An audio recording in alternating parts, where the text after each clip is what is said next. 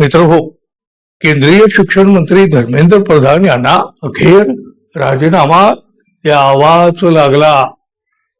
ज्यांना झुरळ म्हटलं त्याच तरुणांनी दिल्ली हलवून सोडली, हादरवून सोडली.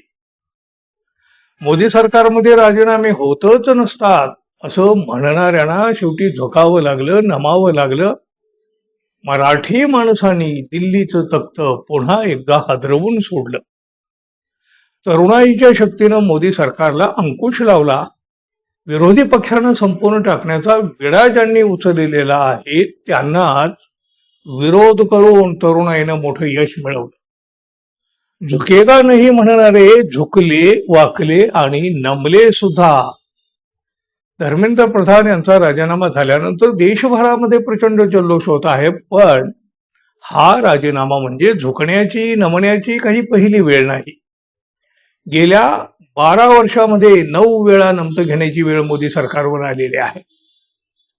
पंतप्रधान नरेंद्र मोदी आणि त्यांच्या सरकारची प्रतिमा म्हणजे अत्यंत कणखर अशीच आहे. पण धर्मेंद्र प्रधान यांच्या राजीनाम्यानं या प्रतिमेला तडा गेलेला आहे, हे नाकारता येत नाही. पण असं बॅकफुटवर जाणं हे मोदी सरकारच्या बाबतीत काही पहिल्यांदा घडलेलं नाही. याआधीही मोदी सरकारला झुकावं लागलेलं आहे. 2014 मध्ये सत्तेत आल्यानंतर मोदी सरकारनं जमीन संपादन दुरुस्ती अध्यादेश आणला होता. पण या शेतकऱ्यांच्या तीव्र आंदोलनामुळे पंतप्रधानांना हा अध्यादेश अखेर रद्द करावा लागला होता.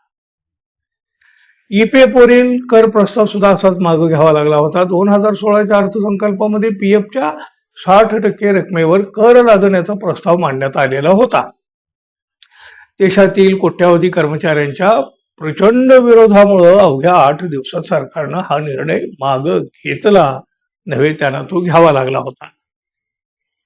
2018 मध्ये तर एमजे अकबर यांचा राजीनामा घेण्याची वेळ आली होती. देशभरातील #MeToo चळवळीच्या दरम्यान परराष्ट्र व्यवहार राज्यमंत्री एमजे अकबर यांच्यावर गंभीर आरोप झाले. वाढता नैतिक आणि राजकीय दबाव सहन न झाल्यामुळे त्यांना अखेर राजीनामा द्यावा लागला. 3 विवादित कृषी कायदे सुद्धा या सरकारला रद्द करावे लागलेले आहेत. तिन्ही कृषी कायद्याविरोधात दिल्लीच्या सीमेवर शेतकऱ्यांनी वर्षभर अभूतपूर्व असा संघर्ष केला.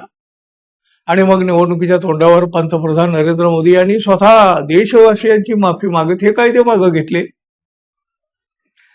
2022 मध्ये अग्निवीर योजनेमध्ये सुद्धा बदल करावा लागलेला होता. सैन्यातील कंत्राटी भरतीच्या अग्निवीर योजनेच्या विरोधात देशात ठिकठिकाणी हिंसक आंदोलनं झाली. जनतेचा रोष पाहून सरकारनं वयोमर्यादा वाढवून सीएपीएफ भरतीमध्ये 10% आरक्षण जाहीर केलं. अगदी अलीकडं 2024 मध्ये हिट अँड रनचा कठोर कायदा आणला होता. नवीन कायद्यातील 10 वर्षाच्या शिक्षेविरोधात ट्रक आणि बस चालकांनी देशव्यापी संप पुकारला.